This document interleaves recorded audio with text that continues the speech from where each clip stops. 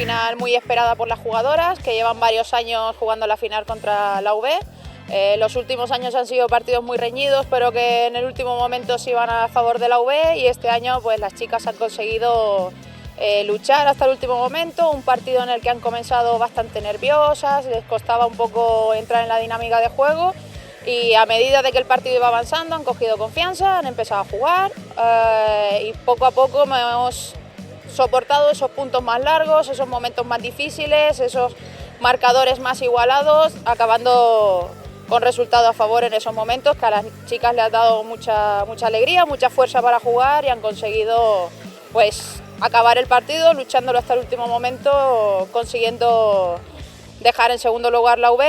y sobre todo consiguiendo quedar como campeonas de Cataluña la Autònoma.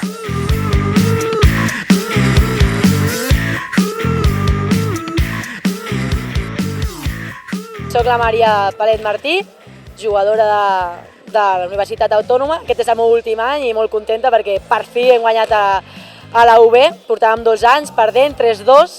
tal com hem quedat avui. I bueno, avui hem començat, suposo que una mica fora de lloc, no sabíem ben bé per on sortir, estàvem nervioses, i al partir del tercer set l'entrenadora ens ha dit, l'Idaire ens ha dit: esteu aquí per disfrutar, són les 8 del matí, esteu jugant a vòlei un dilluns, heu vingut aquí a patir, preneu-vos-ho amb calma i endavant.